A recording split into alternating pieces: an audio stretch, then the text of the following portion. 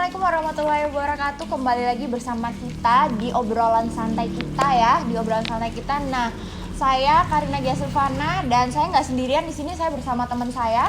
Saya Rahela Sabila.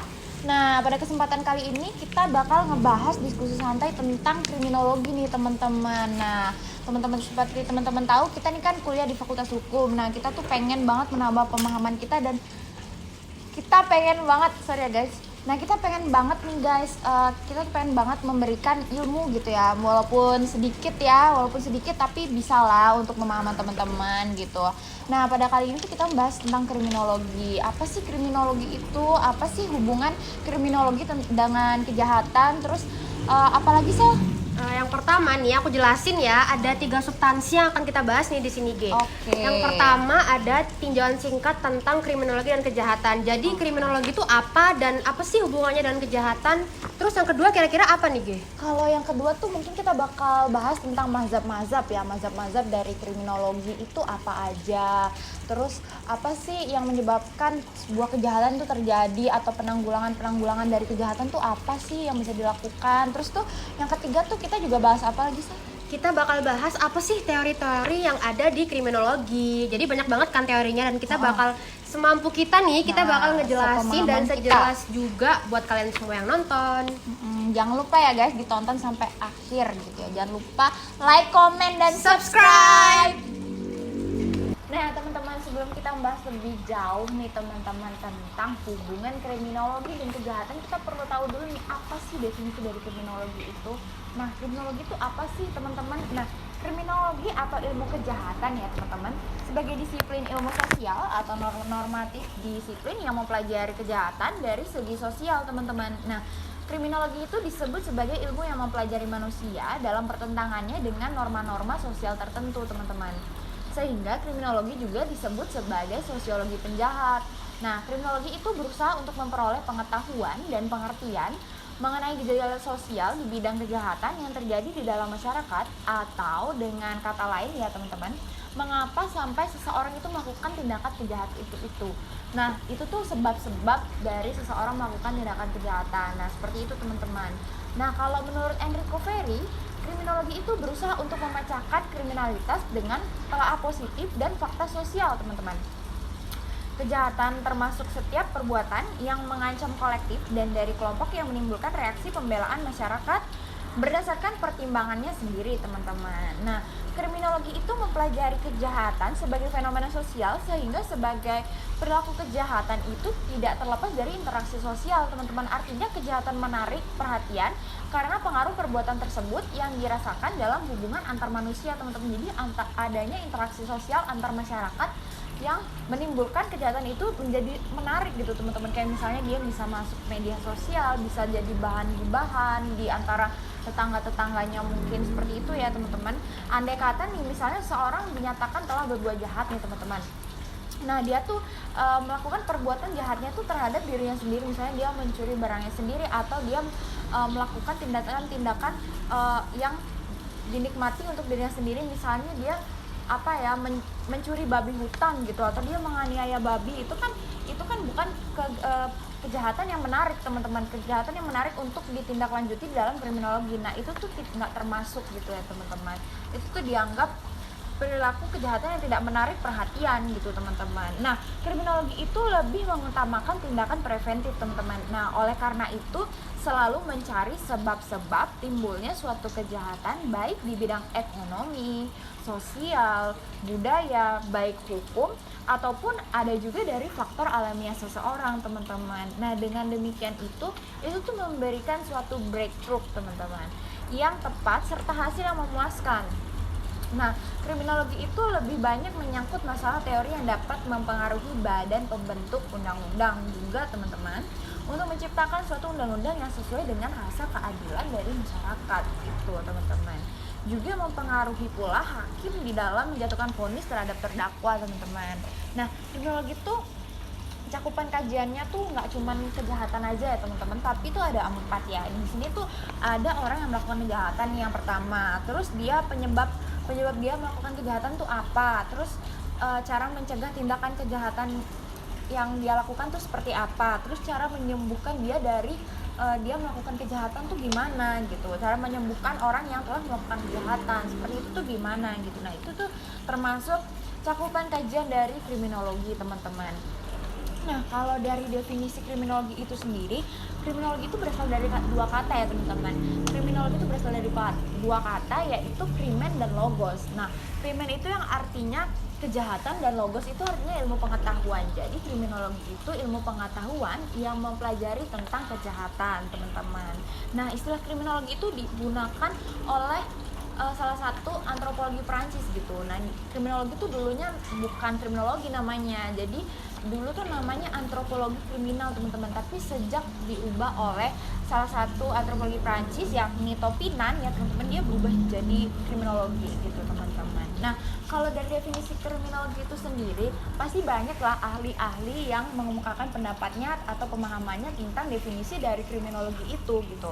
Salah satunya ada Sutherland bersama Donald R. Creasy. Nah, dia tuh mengemukakan pendapatnya tentang kriminologi, yakni kriminologi itu merupakan a body of knowledge regarding crime as a social phenomenon. Nah, kriminologi itu ilmu dari berbagai ilmu pengetahuan yang mempelajari tentang kejahatan atau tindakan kejahatan ya teman-teman sebagai fenomena sosial nih teman-teman. Nah, itu menurut pendapat dari Sutherland ya teman-teman, tentang pendapatnya tentang definisi dari kriminologi itu apa sih gitu. Nah, kalau kriminologi itu sendiri itu dibagi menjadi 3 cabang ilmu utama nih teman-teman. Yang pertamanya ada sosiologi hukum. Nah, sosiologi hukum ini mempelajari kejahatan sebagai tindakan oleh hukum, dilarang dan diancam dengan sanksi, teman-teman. Nah, jadi yang menentukan bahwa suatu tindakan itu kejahatan adalah aturan hukum, teman-teman. Jadi bukan semena-mena tiba-tiba bisa disebut tindakan kejahatan ya, seperti tadi kayak menganiaya babi tuh nggak bisa disebut, kayak dia mencuri barangnya sendiri itu nggak bisa. Itu tuh jadi itu kejahatan itu ditentukan oleh aturan hukum ya teman-teman. Nah, salah satu pakar hukum Noah, dia menyebutkan kriminologi itu merupakan ilmu tentang perbuatan jahat dan perilaku tercela yang menyangkut orang yang terlibat perilaku jahat dan perbuatan tercela tersebut, teman-teman. Seperti itu di dalam sosiologi hukum, teman-teman. Yang kedua itu ada etiologi kriminal, teman-teman. Nah, salah satu cabang kriminologi ini merupakan cabang kriminologi yang berusaha melakukan analisis ilmiah mengenai sebab musabab kejahatan, teman-teman. Apa penyebab dari kejahatan, penyebab orang melakukan kejahatan. Nah, dalam kriminologi, etiologi itu merupakan kajian yang paling utama, teman-teman, karena dia membahas tentang penyebab-penyebab dari kejahatan itu sendiri. Nah, kalau yang terakhir ini ada cabang kriminologi yang bernama penologi, teman-teman. Nah, penologi ini pada dasarnya merupakan ilmu tentang hukuman, teman-teman. Namun, salah satu pakar ahli bernama Sutherland memasukkan hak-hak yang berhubungan dengan usaha pengendalian kejahatan baik represif ataupun preventif, teman-teman. Nah, teman-teman, kalau kriminologi itu merupakan sarana ilmiah bagi studi kejahatan dan penjahat gitu ya. Jadi crime and criminal gitu. Dalam wujud ilmu pengetahuan, kriminologi itu merupakan the body of knowledge seperti yang tadi dikatakan oleh Sutherland ya teman-teman, yang ditunjang oleh ilmu pengetahuan dan hasil penelitian dari disiplin gitu teman-teman, sehingga aspek dari pendekatan terhadap objek studinya itu luas banget teman-teman, dan secara interdisipliner dari ilmu-ilmu sosial dan humaniora serta dalam pengertian yang luas mencakup pula kontribusi dari ilmu-ilmu eksakta, teman-teman. Nah, luasnya berbagai disiplin dalam pendekatan kriminologi ini menyebabkan kriminologi itu mendapat predikat sebagai the king without country, teman-teman. Raja tanpa wilayah atau tanpa negara gitu, yang amalan kawasan tugasnya itu berada di mana-mana namun tidak memiliki kekhasannya, teman-teman. Nah, kriminologi ini teman-teman ya tidak seperti ilmu-ilmu teknik, sastra, kedokteran atau ilmu-ilmu lainnya ya teman-teman, melainkan ilmu pengetahuan yang dapat dimanfaatkan oleh para penegak hukum ya teman-teman, para penegak hukum, para psikiater, pendidik, ekonomi dan lain-lain ya teman-teman. Tapi enggak untuk teknik gitu, kedokteran itu nggak mungkin, nggak bisa. Kedokteran kayaknya mungkin bisa ya untuk di forensik gitu. Nah, kriminologi ini tidak dapat secara mandiri menangani masalah tentang praktek ya teman-teman. Seperti yang dikatakan oleh salah satu pakar ahli yakni Roger Hood dan Richard Spark dalam Key Issues in Criminology. Criminology is not apologia for a judge or criminal instead. It is an objective survey which is tries to uncover the truth in what is necessary, a complex and often hidden field. Nah, dengan demikian yang dikatakan oleh pakar ahli itu, dapatlah dipahami bahwa kriminologi ini diamalkan untuk kepentingan memahami kejahatan dan berbagai perilaku yang menyimpang, teman-teman. Bukan sebagai sarana yang diterapkan bagi peradilan semata-mata gitu, bukan untuk sarana itu aja, teman-teman. Seperti kriminalistik, tapi melainkan juga sebagai pure science yang hasil penelitiannya secara objektif dapat dimanfaatkan bagi kepentingan praktis gitu, teman-teman. Misalnya nih, sebagai input untuk bahan penyusunan peraturan perundang-undangan pidana, teman-teman. Nah, strategi kepolisian untuk mencegah kriminalitas tertentu dan berbagai kegunaan lainnya, teman-teman. Nah, kriminologi itu suatu gabungan, teman-teman, suatu gabungan kompleks gitu ya, ilmu-ilmu lain yang dapat disebut sebagai ilmu bagian gitu, teman-teman, dari kriminologi. Nah, kriminologi itu ilmu yang menyelidiki dan membahas asal-usul kejahatan atau etiologi kriminal gitu kan. Nah, kriminologi itu lahirnya itu pada abad pertengahan abad 15, teman-teman. Nah, waktu itu tuh ada beberapa ahli yang menaruh perhatian khusus pada manusia yang melanggar norma-norma sosial tertentu, teman-teman. Jadi pada abad 15 tuh udah ada gitu loh orang-orang yang dia tuh meneliti tentang kejahatan, teman-teman, yang melanggar norma sosial tertentu dan tempat manusia itu melanggar norma-norma, teman-teman. Nah, juga diselidiki tindakan-tindakan apa yang harus diambil untuk mencegah dan mengurangi terjadinya kejahatan gitu. Nah, ditegaskan bahwa sebagian besar para ahli tersebut bukan yuris gitu. Nah, oleh sebab itu persoalan kejahatan dapat dipandang dari sudut gitu, teman-teman. Nah, kejahatan itu dapat dipandang sebagai suatu bukan hanya pelanggaran hukum saja, teman-teman, namun sebagai tindakan manusia dan suatu gejala sosial, teman-teman.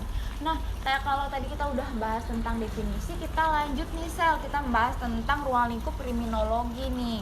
Nah, aku mau nanya dulu nih sama kamu, kan kamu tadi udah ngejelasin panjang lebar banget tuh tentang kriminologi. Terus aku pengen nanya, ruang lingkup kriminologi itu kejahatan aja atau ada yang lain sih? Oh, enggak. Nah, sekarang nih kita bahas ya, teman-teman, tentang ruang lingkup dari kriminologi. Nah, ruang lingkup kriminologi itu kalau menurut salah satu pakar ahli, dia itu membagi kriminologi itu menjadi dua bagian ya. Jadi menurut salah satu pakar ahli bernama Bonger ya, dia itu membagi ruang lingkup kriminologi menjadi ruang lingkup kriminologi murni dan ruang lingkup kriminologi terapan gitu. Nah, kita bahas dulu nih yang ruang lingkup kriminologi murni dulu ya, teman-teman. Kalau ruang lingkup kriminologi murni ini di dalamnya tuh ada beberapa tahapan-tahapan lagi ilmu pengetahuan yang termasuk dalam kriminologi murni. Nah, yang pertama nih ada antropologi kriminal, teman-teman. Nah, antropologi kriminal ini merupakan ilmu pengetahuan di mana dia tuh meneliti manusia itu jahatnya dari mana sih, atau dari tingkah lakunya, atau dari sifatnya, atau dari ciri tubuhnya seperti apa. Dan dia tuh meneliti juga apakah ada hubungan suku bangsa dengan kejahatan yang dia lakukan gitu, teman-teman. Seperti itu. Jadi dalam antropologi kriminal itu membahas dan meneliti tentang manusia dari tingkah laku, karakter sifat, dan ciri tubuhnya ya, teman-teman. Selanjutnya nih ada sosiologi kriminal. Nah, kalau sosiologi kriminal itu dia itu kalau misalnya sosiologi ya, kita udah tahu ya, kalau sosiologi itu pasti berkaitan dengan masyarakat atau gejala-gejala sosial. Jadi sosiologi kriminal itu adalah ilmu pengetahuan yang mempelajari dan meneliti kejahatan sebagai suatu gejala sosial atau gejala masyarakat untuk mengetahui sampai di mana sih sebab-sebab kejahatan yang terjadi dalam masyarakat. Seperti apakah masyarakat itu melakukan kejahatan, dan bagaimana sih masyarakat itu melakukan patuhan terhadap peraturan-peraturan perundang-undangan, apakah mereka patuh gitu. Nah, apakah norma-norma masyarakat itu tidak berfungsi gitu loh dalam mencegah kejahatan yang mereka lakukan gitu. Itu dipelajari dalam sosiologi kriminal, teman-teman. Nah, selanjutnya ini ada psikologi kriminal, teman-teman. Kalau di dalam psikologi kriminal ya, teman-teman. Nah, psikologi kriminal ini merupakan ilmu pengetahuan yang mempelajari dan meneliti kejahatan itu dari sudut kejiwaannya. Apakah suatu kejiwaan seseorang itu dapat menimbulkan suatu kejahatan? Kan banyak tuh ya sekarang tuh orang yang stres gitu, ataupun dia tuh pengangguran, dia nggak ada kerjaan, jadi dia kepepet gitu kan, dia stres karena dia stres mikirin orang rumah, aduh anak saya kayaknya nggak bisa makan nih besok, atau nggak bisa sekolah, itu dia stres. Jadi kan dia kan ada gangguan jiwa. Atau anak-anak muda yang mereka banyak juga kan depresi gitu, sampai dia bisa melukai orang lain atau melukai dirinya sendiri. Nah, itu tuh dipelajari di dalam psikologi kriminal teman-teman, apakah kejiwaannya itu dapat melahirkan suatu kejahatan atau karena lingkungan gitu kan, atau karena sifat dari masyarakat yang ada di sekitarnya itu yang mempengaruhi kejiwaannya gitu, sehingga dia menimbulkan kejahatan. Kan ada tuh kadang ya anak-anak yang dicuci otaknya gitu kan sampai kayak gitu. Nah itu tidak dibahas dalam psikologi kriminal teman-teman.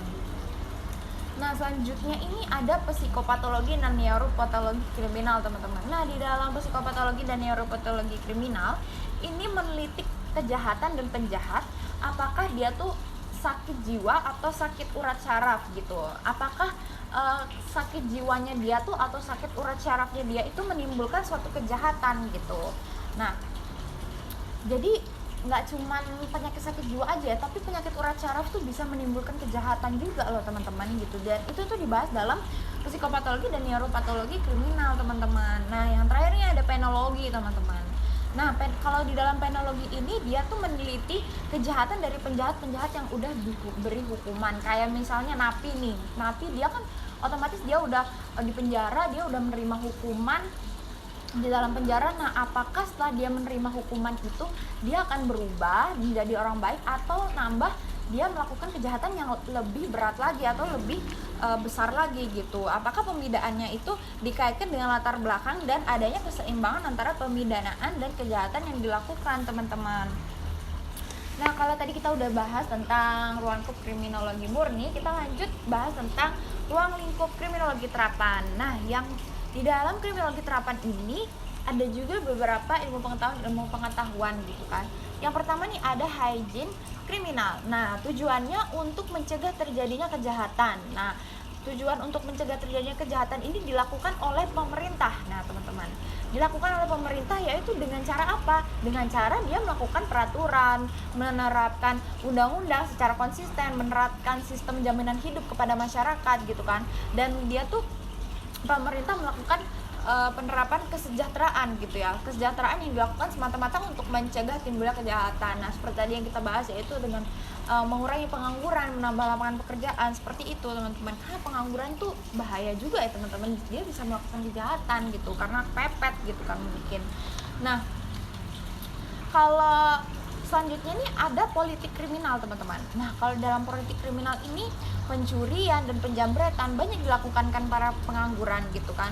Nah para pengangguran ini yang tidak memiliki pendidikan dan keterampilan kerja, maka pemerintah juga harus melaksanakan program pendidikan keterampilan. Jadi pemerintah ini harus melaksanakan kayak membuka kursus-kursus gratis gitu kan. Banyak tuh kemarin kayak apa tuh sempat ada kayak program pemerintah tentang lembaga kursus-kursus gitu kan. Nah itu tuh berguna untuk mengurangi kejahatan juga teman-teman, karena kayak pencurian, penjambretan itu kan banyak yang dilakukan oleh orang-orang yang mungkin mereka kurang pendidikannya, kurang ilmu pengetahuannya, sehingga mereka tidak bisa bekerja dan kepepet jadi preman gitu kan teman-teman.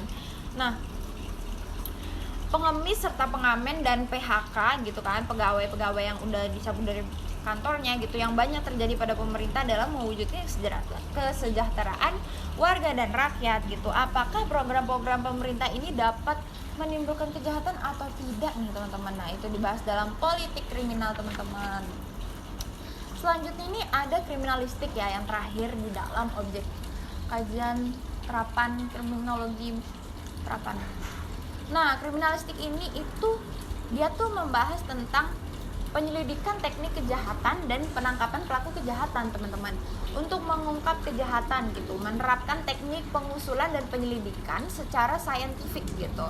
Nah dalam mengungkap kejahatan dan menggunakan scientific kriminalistik yaitu dengan cara identifikasi teman-teman, identifikasi laboratorium, terus alat untuk mengetes golongan darah atau ngetes DNA gitu kan untuk ngecek kayak sidik jari gitu di TKP gitu. Terus ada juga alat untuk mengetes kebohongan nih teman-teman. Nah jadi tuh walaupun sang terdakwa atau pelaku nih dia mungkin bilang nggak ngelakuin kejahatan itu, tapi sekarang tuh teknologi tuh udah maju banget teman-teman. Ada alat untuk mengetes kebohongan teman-teman. Terus tuh ada juga balistik, terus ada alat pembantu keracunan gitu kan. Terus forensik toksikologi, dan lain-lain juga ya teman-teman. Nah, scientific criminalistik ini lainnya juga disesuaikan oleh perkembangan dari teknologi ya. Jadi teknologi sekarang ini udah benar-benar maju banget untuk melakukan penyelidikan dari kejahatan gitu. Jadi orang-orang yang melakukan kejahatan nih semakin sulit gitu loh, karena teknologi untuk mencari tahu tentang apa yang mereka lakukan itu semakin maju gitu, semakin canggih juga teman-teman. Nah, tadi kita udah bahas nih tentang ruang lingkup dari kriminologi. Sekarang kita bahas nih selanjutnya tentang objek dari kriminologi. Nah, objek studi kriminologi itu meliputi kejahatan, pelaku atau penjahat ya, dan juga reaksi masyarakat nih teman-teman. Kita bahas dulu yang pertama nih ya, tentang kejahatan. Nah, kejahatan itu ada yang kejahatan itu menurut hukum atau kejahatan menurut yuridis ya teman-teman. Nah, kejahatan sebagai perbuatan yang telah ditetapkan oleh negara sebagai kejahatan dalam hukum pidananya dan diancam dalam suatu sanksi teman-teman.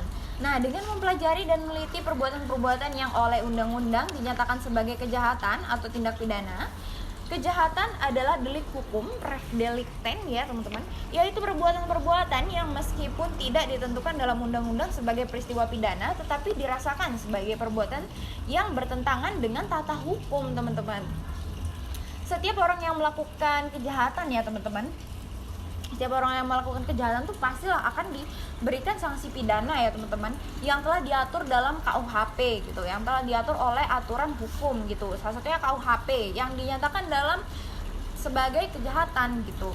Nah, bahwa kejahatan sebagaimana terdapat dalam perundang-undangan merupakan setiap perbuatan ya teman-teman yang termasuk kelalaian yang dilarang oleh hukum publik gitu kan, untuk melindungi masyarakat gitu ya teman-teman, dan diberi sanksi pidana berupa sanksi pidana itu diberikan oleh negara. Jadi menurut aturan hukum, pelanggaran terhadap norma hukum yang ditafsirkan atau patut ditafsirkan sebagai perbuatan gitu ya, yang dapat merugikan atau menjengkelkan ya teman-teman, menjengkelkan yang udah merugikan, menjengkelkan, dan itu tuh nggak boleh dibiarin gitu teman-teman. Dan ciri pokok dari sebuah kejahatan itu pelaku yang dilarang oleh negara karena merupakan perbuatan yang merugikan bagi negara, dan terhadap perbuatan itu negara beraksi dengan hukum dalam upaya pamungkas teman-teman. Nah, yang selanjutnya nih, yang tadi kan kalau kejahatan menurut yuridis atau menurut hukum ya teman-teman. Kalau ini kejahatan menurut non hukum atau kejahatan menurut sosiologis teman-teman.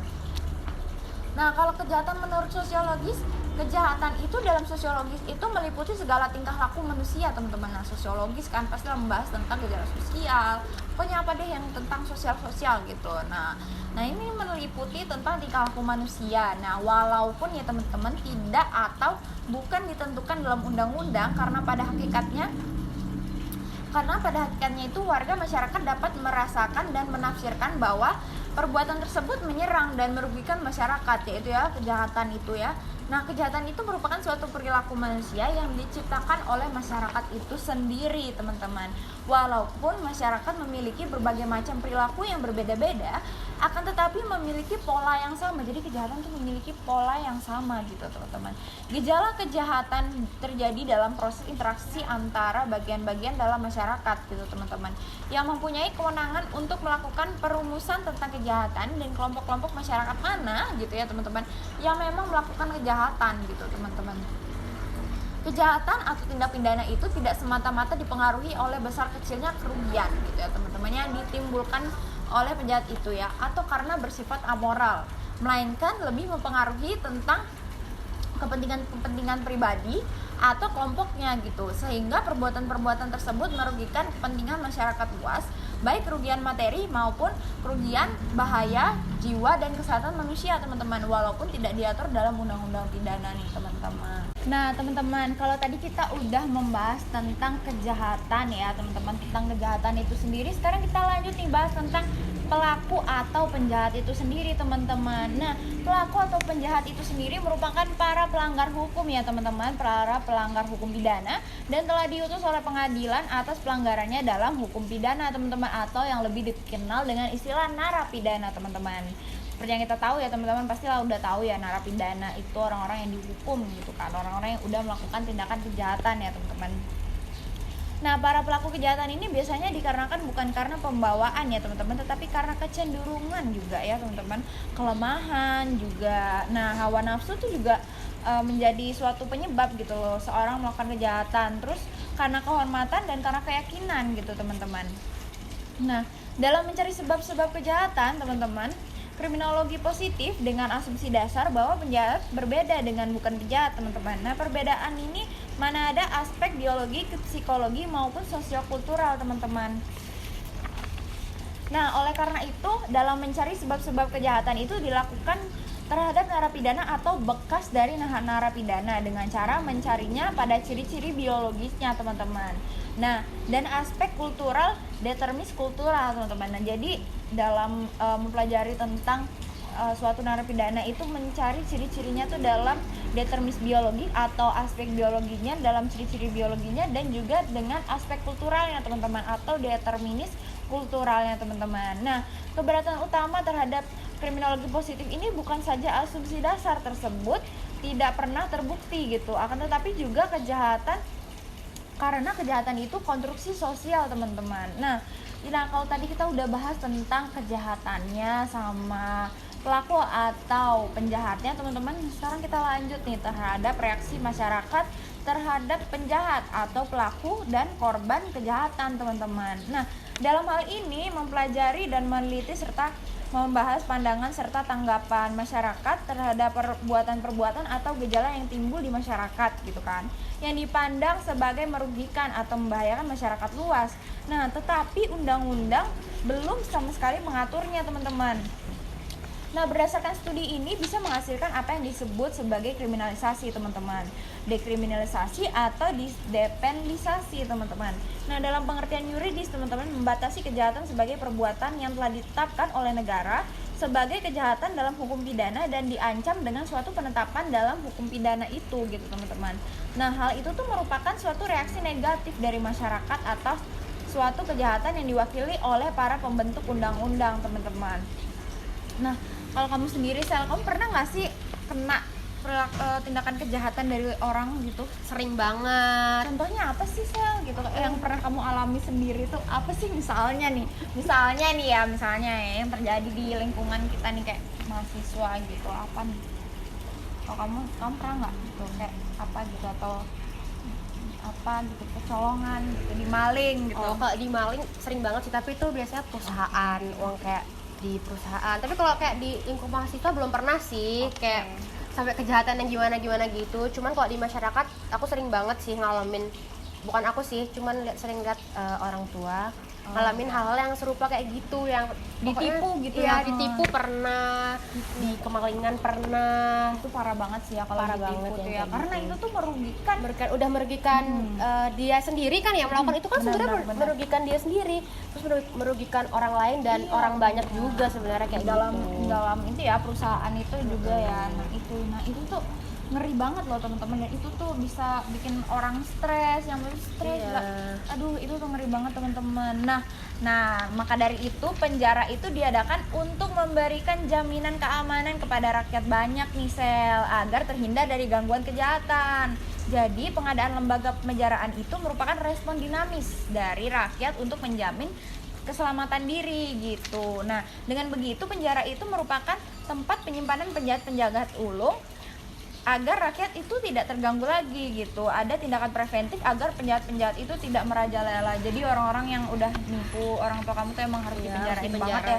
Emang harus jadi harus membayar ya apa yang dia lakukan, berani berbuat, berani bertanggung jawab. Karena itu ngerugiin banyak orang nggak hanya dia sendiri. Nah teman-teman, kalau tadi kita udah bahas tentang definisi dari kriminologi, terus objek kajian kriminologi dan ruang lingkup kriminologi, sekarang kita langsung lanjut ke hubungan kriminologi dengan kejahatan ya. Kalau kita udah tadi bahas semuanya, berarti teman-teman udah bisa menyimpulkan sendiri hubungan dari kriminologi dan kejahatan itu gitu. Nah kalau kriminologi itu atau ilmu kejahatan sebagai disiplin ilmu sosial itu kan, nah atau normatif disiplin yang mempelajari kejahatan dari segi sosial, kriminologi itu disebut sebagai ilmu yang mempelajari manusia dalam pertentangannya dengan norma-norma sosial tertentu teman-teman, sehingga kriminologi juga disebut sebagai sosiologi penjahat teman-teman. Nah kriminologi ini berusaha untuk memperoleh pengetahuan dan pengertian mengenai gejala sosial ya teman-teman di bidang kejahatan yang terjadi di dalam masyarakat, atau dengan kata lain kenapa sampai mengapa terdakwa melakukan perbuatan jahatnya itu, yang tadi kita udah bahas ya tentang penyebab-penyebab kejahatan atau cara-cara kita menanggulangi kejahatan itu. Nah itu tuh dibahas di dalam kriminologi, begitu ya hubungan kriminologi dan kejahatan itu teman-teman. Nah di dalam kriminologi itu sendiri ya teman-teman dikenal juga rumusan-rumusan kejahatan yang berasal dari beberapa ahli nih teman-teman. Nah kalau dari rumusan-rumusan kejahatan itu sendiri, salah satu pakar ahli yang merumuskan kejahatan itu bernama Garofalo nih teman-teman. Nah dia tuh merumuskan kejahatan sebagai pelanggaran perasaan-perasaan kasih nih teman-teman. Nah salah satu pakar ahli yang bernama Thomas melihat dari kejahatan dari sudut pandang psikologi sosial gitu teman-teman, sebagai suatu tindakan yang bertentangan dengan solidaritas kelompok di mana pelaku menjadi anggotanya gitu teman-teman. Nah kalau selanjutnya nih ada kejahatan menurut Paul Modigo gitu kan. Nah dia tuh merumuskan kejahatan itu sebagai perilaku yang merugikan, menjengkelkan ya teman-teman, dan tidak dapat dibiarkan berlangsung gitu. Apabila dibiarkan berlangsung gitu ya kejahatannya teman-teman, dapat mengakibatkan masyarakat itu menderita gitu ya teman-teman, yang tidak dapat diinginkan gitu. Maka dilihat dari pandangan ini jelas lah ya rumusan-rumusan kriminologi itu dalam memberi arti pengertian perilaku tertentu yang antisosial akan sangat bermanfaat bagi badan pembuat peraturan perundang-undangan dalam upayanya tidak saja merumuskan undang-undang atau pidana yang baru ya teman-teman, juga dalam penyempurnaan dan pembaruan undang-undang pidana ke arah terbentuknya undang-undang gitu teman-teman. Nah pidana yang diwarnai oleh penelitian kriminologis ini sehingga dapat dihindari diskrepansinya antara undang-undang pidana dan citra masyarakat yang gandung akan menanggulanginya perbuatan dari antisosial tersebut. Nah, kalau kita udah bahas semuanya nih teman-teman, dari hubungan kriminologi kejahatan, terus definisi kejahatan, terus dari objek kajian kejahatan itu sendiri, dapat kita simpulin ya hubungan kriminologi dengan kejahatan itu mereka tuh hubungannya kaitannya tuh erat banget ya teman-teman. Jadi dalam kriminologi itu membahas tentang penyebab kejahatan, terus dia membahas tentang bagaimana penjahat itu melakukan kejahatan, bagaimana cara menanggulangi kejahatan itu, bagaimana penjahat itu, terus bagaimana pemerintah melakukan langkah-langkah untuk menanggulangi kejahatan itu tersebut. Nah itu tuh dibahas dalam kriminologi gitu, jadi hubungannya tuh sangat erat gitu, sangat kaitannya tuh sangat kuat gitu ya teman-teman. Kalau tadi kita udah bahas tentang kajian kriminologi dan kejahatan nih teman-teman, kita bakal lanjut membahas tentang mazhab-mazhab ya teman-teman, mazhab-mazhab dari aliran kriminologi teman-teman. Nah kalau mazhab-mazhab aliran kriminologi itu pasti kita udah tahu lah ya dikit-dikit gitu tentang mazhab-mazhab gitu. Mungkin dari teman-teman fakultas hukum pasti lah udah tahu. Mungkin di sini kita bisa berdiskusi, saling menambah ilmu ya teman-teman. Nah kalau begitu kita langsung aja nih teman-teman bahas ya tentang mazhab-mazhab dan kajian di dalam kriminologi lebih lanjut lagi nih teman-teman. Nah selanjutnya kami akan membahas mazhab-mazhab atau aliran-aliran dalam kriminologi. Nah sekarang mazhab yang akan kita bahas ada dua. Yang pertama ada mazhab Itali, dan yang kedua ada mazhab lingkungan atau yang biasa disebut mazhab Prancis. Nah yang pertama adalah mazhab Itali atau yang beraliran antropologis. Nah mazhab ini mengadakan penelitian terhadap kejahatan dari sudut pandang antropologis, yang pada akhirnya melahirkan ilmu pengetahuan antropologi kriminal. Nah, pelopor dari mazhab ini adalah Franz dan Spurzheim. Nah, mereka ini menyelidiki ciri-ciri lahiriah, watak, roman muka, sampai tulisan tangan dan cara berjalan seorang penjahat. Nah, salah satu penganut aliran ini adalah Broca. Dia melakukan penyelidikan pada tengkorak para penjahat, yang menyimpulkan bahwa ternyata ada kelainan-kelainan dalam tengkorak para penjahat tersebut. Nah, yaitu tengkorak tersebut memiliki sifat patologis atau penyakit. Selanjutnya adalah moral dengan teorinya degenerasi. Nah, degenerasi ini adalah tentang kemerosotan sifat yang menurutnya bahwa manusia-manusia yang karena pengaruh kondisi lingkungan yang tidak baik selama beberapa generasi, maka akan mempunyai keturunan yang sifatnya merosot. Nah, oleh karena kemerosotan itu, maka akan berakibat orang berbuat jahat sekalipun orang itu memiliki agama yang sangat kuat. Nah, ada juga nih Sheldon Gluck dan Eleanor Gluck yang melakukan studi komparatif antara pria delinquen dengan non-delinquen. Nah, hasil penelitian mereka itu menyatakan bahwa pria delinquen didapati memiliki wajah yang lebih sempit, dada yang lebih besar, pinggang yang lebih besar, lengan bawah dan lengan yang lebih besar dibanding dengan orang-orang yang non-delinquen. Nah, penelitian juga mendapati bahwa ada 60% delinquen didominasi oleh yang mesomorfik. Nah, selain itu Sheldon juga menyatakan bahwa ada korelasi yang tinggi antara fisik dan temperamen seseorang. Nah, Sheldon memformulasikan somatotypes menjadi 3 kelompok. Yang pertama, ada the endomorph, yaitu tubuh yang gemuk.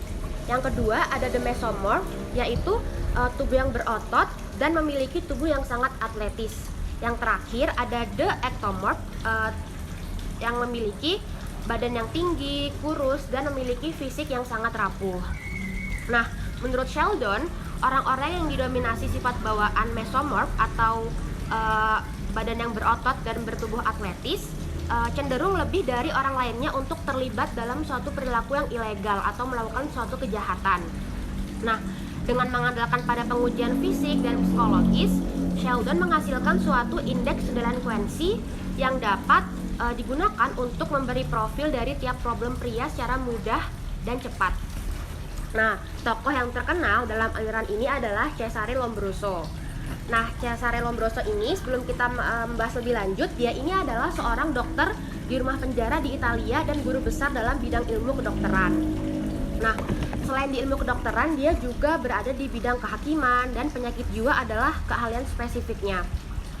Nah, yang lebih spesifik lagi nih, keahliannya adalah dalam bidang analisa fisik seseorang, karena keahliannya ini terdapat pengikutnya di berbagai negara karena tertarik nih sama sifat keahliannya si Cesare Lombroso. Jadi dia memiliki banyak pengikut di berbagai negara.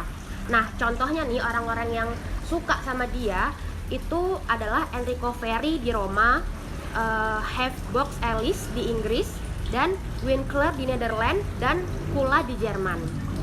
Nah, selain itu Cesare Lombroso ini juga memiliki teori yang bernama Born Criminal. Born Criminal ini adalah lahir dari ide yang diilhami oleh teori Darwin tentang evolusi manusia. Nah, di sini Lombroso ini membantah bahwa sifat free will yang dimiliki manusia itu dia tuh nggak setuju gitu loh sama sifat manusia yang free will yang dimiliki manusia. Nah, doktrin atavisme menurutnya membuktikan adanya sifat hewani yang diturunkan oleh nenek moyang manusia. Nah, gen ini dapat muncul sewaktu-waktu dari turunannya yang memunculkan sifat jahat pada manusia modern. Nah, Lombroso menggabungkan positivis Comte, evolusi dari Darwin, serta pioner-pioner lain dalam studi tentang kejahatan dari tubuh manusia. Nah, ajaran inti dalam penjelasan awal Lombroso tentang kejahatan adalah bahwa penjahat itu memiliki suatu tipe keanehan atau keganjilan fisik yang tersendiri, yang berbeda dengan orang yang tidak melakukan kriminal. Nah, Lombroso mengklaim bahwa para penjahat memiliki suatu bentuk kemerosotan yang termanifestasikan dalam karakter fisik yang merefleksikan suatu bentuk awal dari evolusi. Nah, oleh karena itu, teorinya ini disebut dengan teori kejahatan, teori evolusi kejahatan. Nah, teori evolusi ini dan dari teori evolusi ini Lombroso menyimpulkan nih bahwa yang pertama, penjahat itu dilahirkan dengan tipe tertentu yang tidak sama dengan orang yang tidak melakukan kejahatan ya, maksudnya ini. Terus yang kedua, tipe ini dapat dikenalkan dengan melalui beberapa tanda fisik, semisal nih tengkorak yang asimetris, dagu yang memanjang, hidung yang pesek, janggut yang jarang, dan mudah merasa sakit. Nah, tipe kriminal ini akan nampak jika seseorang mempunyai lebih dari 5 tanda-tanda fisik. Bahkan bisa juga jika mereka hanya memiliki 3 tanda fisik saja. Nah, terus tanda-tanda fisik itu tidak dengan sendirinya menjadi penyebab kejahatan. Akan tetapi, tanda-tanda fisik dapat dipergunakan untuk mengenal pribadi-pribadi yang cenderung melakukan kejahatan. Nah, jadi menurut Lombroso, orang-orang yang memiliki tipe-tipe seperti tadi itu bisa melakukan kejahatan. Nah, selanjutnya oleh karena pribadi-pribadi yang demikian, mereka tidak mampu untuk menghindari kejahatan, kecuali bila mana keadaan lingkungan tidak memberi kesempatan untuk berbuat kejahatan. Nah, selanjutnya beberapa pengikut Lombroso berpendapat bahwa ada beberapa jenis penjahat. Misalnya nih, pencuri, pembunuh, pelanggar seks dapat dibedakan antara yang satu dengan yang lainnya dengan meneliti tanda-tanda fisik mereka. Jadi antara pembunuh, pencuri itu tengkoraknya berbeda, tulang-tulangnya berbeda, jadi nggak sama. Nah, dari pernyataan yang dibuat oleh Lombroso tadi, bakat jahat sudah ada sejak manusia itu lahir. Jadi sejak dilahirkan dia tuh emang udah takdirnya jadi penjahat. Nah, karena dia ini memiliki tanda-tanda fisik yang jahat. Jadi dari yang tadi, dari tulangnya, dari cara berjalannya itu udah kelihatan banget tuh dia nih orang jahat nih menurut Lombroso. Nah, dengan demikian menurut Lombroso ini gampang banget buat meneliti bahwa dia ini sebenarnya seorang penjahat atau bukan. Nah, selanjutnya Lombroso ini juga pernah melakukan penyelidikan dengan menghubungi para penjahat besar nih di penjara. Karena dia tuh masih penasaran, bener nggak sih ini tuh kalau misalnya orang yang punya tulang kayak gini itu penjahat atau enggak. Jadi dia kayak research ke para penjahat di seluruh dunia gitu, di Italia. Nah, setelah dia selidiki ternyata Lombroso berhasil membuat suatu teori tentang ciri-ciri penjahat. Dan ciri-ciri penjahat itu antara lain, yang pertama, isi tengkoraknya kurang atau terdapat berbagai kelainan. Yang kedua, dalam otaknya terdapat keganjilan atau benjolan otak. Yang ketiga, raman muka yang berbeda daripada yang lain seperti tulang rahangnya lebar, mukanya tidak simetris, dan dahinya melengkung ke dalam. Yang keempat, ada kurang mempunyai perasaan.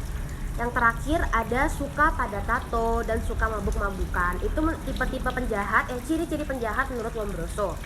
Nah, selanjutnya nih, Lombroso berhasil membedakan penjahat ke dalam suatu 4 golongan. Yang pertama, yang seperti saya sebut tadi, ada born criminal. Born criminal adalah orang yang didasarkan pada doktrin atavisme sebagaimana yang sudah di atas. Jadi kayak orang yang punya ciri-ciri yang tengkoraknya kurang, itu termasuk ke born criminal. Jadi dia dari lahir udah jadi para penjahat karena adanya ciri-ciri tersebut. Nah, yang kedua ada insane criminal, yaitu orang yang menjadi penjahat sebagai hasil dari beberapa perubahan dalam otak mereka yang mengganggu kemampuan mereka untuk membedakan antara benar dan salah. Nah, contohnya nih di sini nih adalah kelompok orang-orang yang memiliki penyakit seperti idiot, imbisil atau paranoid. Jadi mereka digolongkan ke golongan yang bernama insane criminal. Nah, yang ketiga ada occasional criminal atau criminaloid, yaitu pelaku kejahatan yang berdasarkan pengalaman secara terus-menerus sehingga mempengaruhi pribadinya. Nah, contohnya adalah penjahat yang kambuhan atau yang biasa kita sebut habitual criminals. Nah, yang terakhir ada criminal of passion, yaitu pelaku kejahatan yang melakukan tindakannya karena marah, cinta, atau kehormatan. Nah, dalam perkembangannya ini, teori Lombroso ini membuat Charles Goring, itu dia seorang dokter juga di penjara rumah Inggris, menjadi tertarik gitu loh untuk membuktikan bener nggak sih teori-teorinya Lombroso ini kalau orang jahat itu memiliki tengkorak yang besar, yang tadi rahang besar, dada besar, lengan yang besar, itu bener nggak sih? Jadi dia mencoba menyelidiki juga nih, dan dia tertarik dengan teori Lombroso itu. Nah, dia bersama Carl Pearson melakukan penyelidikan terhadap 3.000 orang penjahat kaliber besar. Nah, setelah penelitian ini ternyata dia menyimpulkan bahwa sebenarnya tidak ada tanda-tanda lahiriah atau fisik untuk disebut sebagai tipe penjahat. Jadi menurut Charles Goring sama Carl Pearson, setelah mereka riset, ternyata penjahat itu nggak ada spesifiknya kayak tengkorak besar, itu nggak ada. Jadi malah mereka tuh sama aja, para penjahat dan bukan penjahat itu sama aja. Nah, mereka juga mengatakan bahwa secara rohaniah itu penjahat itu memiliki suatu tipe tertentu kan, tapi ini tidak ditemukan juga. Jadi mereka benar-benar nggak menemukan apapun yang seperti Lombroso katakan. Nah, akhirnya akibat pernyataan ini tentunya Lombroso mendapat kritikan tegas dari beberapa masyarakat pada zaman itu. Nah, mazhab yang kedua yang akan kita bahas setelah kita bahas tadi mazhab Italia ya, itu udah panjang banget dan contoh-contohnya. Mazhab yang terakhir yang akan kami bahas itu adalah mazhab lingkungan atau yang disebut juga mazhab Perancis. Nah, mazhab ini beraliran sosiologi kriminal. Nah, di mazhab yang ini tokoh yang akan kita bahas adalah Lascaux. Nah, aliran ini adalah suatu reaksi terhadap aliran antropologi kriminal yang tadi. Dan karena aliran ini menolak adanya orang jahat karena pembawaan secara dari lahir. Jadi dia ada karena teori ini ada, mazhab ini ada karena dia menolak mazhab yang tadi, mazhab Italia. Dia jadi nggak setuju bahwa penjahat itu ada karena sudah dari lahir, dia tuh nggak setuju gitu loh. Nah, aliran ini malah berpendapat bahwa sebetulnya si penjahat itu tidak salah. Nah, seseorang menjadi atau berbuat jahat disebabkan karena susunan, corak, dan sifat masyarakat di mana penjahat itu hidup. Jadi dia ini lebih menekankan di lingkungan hidupnya si penjahat itu sendiri. Jadi dia nggak hanya menilai dari fisik. Kalau Lombroso tadi kan dia hanya menyelidiki secara fisik. Nah, kalau dia ini justru malah menganggap kalau lingkungannya lah yang membuat dia itu menjadi penjahat. Nah, misalnya nih perumahan yang sangat jelek atau kumuh, nah yang biasanya orang itu tinggal tuh berdempet-dempetan, berjejal-jejalan. Nah, biasanya di tempat yang seperti itu terdapat banyak kemiskinan, dan jelas jika sudah ada kemiskinan pasti mereka tuh nggak sekolah. Jadi dengan kurangnya pendidikan, jadi sehingga membangun karakter yang sangat buruk ya. Jadi mereka tidak diajari sopan santun atau gimana gitu, yang akhirnya mereka dengan mudah akan bisa menimbulkan suatu perilaku kejahatan. Nah, selain itu jika harga barang-barang tinggi nih, misalnya pada zaman itu saat peperangan, kan pasti pendapatan mereka tuh nggak cukup kan buat beli barang-barang, untuk membeli kayak beras gitu kan pasti mahal, mau nggak mau pasti mereka harus mencuri. Nah, sudah tentu saat pencurian dan korupsi itu pada zaman peperangan tuh lebih lumrah daripada zaman kita saat ini, karena mereka sulit mendapatkan pendapatan kan, sulit mendapatkan uang. Jadi mereka mau nggak mau harus mencuri, dan itu adalah suatu hal yang lumrah pada saat itu. Karena lagi perang ya. Iya, karena lagi perang, jadi kan mau nggak mau mereka juga butuh makan, butuh baju-baju. Sedangkan mencari pekerjaan pada saat perang tuh jelas sulit kan ya, Ge? Iya, benar. Nah, sekarang pun di kota-kota besar seperti kayak pengaruh film-film porno, buku-buku porno, terus itu kan kayak kurang baik untuk mempengaruhi jiwa anak-anak kan. Karena kebanyakan anak-anak yang melakukan perbuatan itu mereka mengakui bahwa ketika mereka melakukan itu dia mencontoh dari buku-buku porno tersebut, buku-buku porno, kayak membaca tentang pembunuhan tuh mereka membaca dari buku-buku yang tidak sewajarnya lah, untuk umurnya tuh sebenarnya nggak wajar. Nah, dalam hal ini politik kriminal atau ilmu yang mencari cara-cara untuk memberantas kejahatan harusnya itu ditunjukkan kepada perbaikan-perbaikan dalam masyarakat nih. Misalnya dengan memberantas tunasusila. Jadi orang nggak bisa baca itu harusnya itu kita diajarin biar dia tuh mengerti apa yang bisa membedakan lah intinya apa yang benar dan apa yang salah.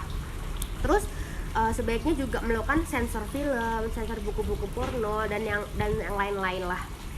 Dan si penjahat itu sendiri harusnya diberi pendidikan dan dipindahkan ke lingkungan yang baik. Jadi jangan hanya misalnya ada seorang penjahat, jangan hanya dihukum, tapi dia juga harus dipindahkan ke lingkungan yang baik dan juga harus mendapatkan pendidikan yang sepantasnya. Nah, akan tetapi sebenarnya salah pula jika hanya menitikberatkan penyelidikan kejahatan itu tentang sebab dan akibat kejahatan pada keadaan masyarakat saja, dan menyampaikan faktor individual dari seseorang. Nah, karena ternyata nih seseorang yang memiliki pendidikan baik, perilaku yang baik itu belum tentu loh dia tuh nggak melakukan perilaku kejahatan tuh nggak mungkin. Jadi kita juga sebenarnya harus menyelidiki dari dua-duanya, kayak menyelidiki dari faktor individual dan faktor masyarakat. Jadi itu aja sih dari mazhab-mazhab. Terus sekarang kita bakal bahas teori-teori kriminologi kan Gia? Bener banget. Sekarang kita bakal lanjut bahas nih teman-teman ke teori-teori dari kriminologi. Nah sekarang tuh kita bakal bahas yang berkaitan ya dengan mazhab lingkungan nih teman-teman. Jadi kalau dari mazhab lingkungan tuh kan tadi ada yang dibahas dari Cesare Lombroso ya gitu ya teman-teman. Jadi teori kriminologi konvensional Cesare Lombroso, Enrico Ferri dan Lacazette mengutamakan penjelasan mengenai konsep kejahatan sebagai gejala individual. Nah, di situ teori kriminologi modern yang dipelopori oleh Emil Durkheim ya, Merton dan Edwin H. Sutherland dan penganut aliran interaksionisme lainnya gitu ya teman-teman, mengutamakan konsep kejahatan sebagai gejala sosial teman-teman. Nah, kalau dari beberapa teori-teori yang bersangkutan sama mazhab lingkungan itu kita bakal jelasin ya satu persatu. Dari yang pertama itu ada 10 teori kira-kira ya teman-teman yang kita mungkin tahu ya teman-teman, kita mungkin tahu dan kita bisa temukan ya teman-teman. Nah yang pertama tuh ada differential association teori teman-teman. Jadi teori asosiasi diferensial. Nah ini nih dikemukakan pertama kali oleh Edwin H. Sutherland pada tahun 1934 teman-teman dalam bukunya yaitu Principle of Criminology teman-teman. Nah Sutherland dalam teori ini berpendapat bahwa perilaku kriminal merupakan perilaku yang dipelajari dalam lingkungan sosial teman-teman. Nah artinya itu apa? Nah semua tingkah laku dapat dipelajari dengan berbagai cara. Nah karena itu perbedaan tingkah laku yang konform dengan kriminal adalah bertolak ukur pada apa dan bagaimana sesuatu itu dipelajari teman-teman. Nah teori ini tuh dipengaruhi oleh 3 teori lainnya teman-teman. Nah teori ini dipengaruhi 3 teori sebenarnya. Yang pertama itu ada ecological and culture transmission theory teman-teman. Terus yang kedua ada symbolic interactionist and culture conflict theory teman-teman. Nah yang terakhir itu ada symbolic interaksionisme. Nah, dari pengaruh-pengaruh tersebut itu dapat disimpulkan munculnya teori diferensiasi. Ini didasarkan pada setiap orang akan menerima dan mengakui pola-pola perilaku yang dapat dilaksanakan gitu ya teman-teman. Nah kegagalan untuk mengikuti pola tingkah laku dapat menimbulkan inkonsistensi ya teman-teman, dan ketidakharmonisan ya dalam kehidupan kita masing-masing gitu ya teman-teman. Nah konflik budaya itu merupakan prinsip dasar dalam menjelaskan kejahatan di dalam teori ini teman-teman. Nah kalau tadi kita udah bahas tentang teori asosiasi diferensial ya teman-teman, yaitu teori yang dikemukakan oleh Edwin H. Sutherland. Nah sekarang kita lanjut bahas tentang teori tegang atau teori anomi, yaitu strain theory dari Emil Durkheim teman-teman. Nah teori ini tuh menerangkan bahwa di bawah kondisi sosial tertentu, norma-norma sosial tradisional dan berbagai peraturan kehilangan otoritasnya atas perilaku gitu teman-teman. Sedangkan Robert K. Merton menganggap bahwa manusia pada dasarnya selalu melanggar hukum setelah terputusnya antara tujuan dan mencapainya menjadi demikian besar gitu teman-teman. Sehingga satu-satunya cara mencapai tujuan adalah melalui saluran yang tidak legal teman-teman, yaitu dengan cara jahat ya teman-teman. Nah cara menciptakan masyarakat yang konsisten melawan kejahatan itu dengan cara perseorangan terhindar dari kejahatan teman-teman. Nah terkadang kejahatan juga muncul atas tidak hanya instrumen atau peranata atau ketidakmampuan instrumen atau peranata itu untuk mengatasi dan memberikan solusi terhadap faktor-faktor yang menyebabkan ketegangan sosial di masyarakat. Nah, seperti konflik kepentingan, perebutan akan sumber daya, konflik SARA gitu-gitu, teman-teman, atau kekosongan atau anomali hukum. Akibatnya pihak-pihak tertentu yang merasa tidak puas memilih cara-cara di luar norma yang ada, cara-cara yang ilegal gitu ya, teman-teman, yang cara-cara yang nggak halal dilakukan oleh mereka untuk menuntut hak-haknya gitu atau apa yang mereka inginkan gitu teman-teman. Nah selanjutnya tuh ada social control theory atau teori kontrol sosial. Nah teori ini tuh merujuk kepada setiap perspektif yang membahas tentang pengendalian tingkah laku manusia. Nah, pengertian teori kontrol sosial atau social control teori ini merujuk pada pembahasan delinkuensi dan kejahatan yang dikaitkan dengan variabel-variabel yang sosiologis gitu. Antara lain struktur keluarga, pendidikan, dan kelompok dominan. Nah, dengan demikian pendekatan teori kontrol sosial ini berbeda dengan teori kontrol lainnya gitu, teman-teman. Pemunculan teori kontrol sosial ini diakibatkan 3 ragam perkembangan dalam kriminologi. Yang pertama itu ada reaksi terhadap orientasi labeling dan konflik dan kembali kepada penyelidikan tentang tingkah laku kriminal, teman-teman. Terus yang kedua, munculnya studi tentang criminal justice sebagai suatu ilmu telah membawa pengaruh terhadap kriminologi menjadi lebih pragmatis dan berorientasi pada sistem.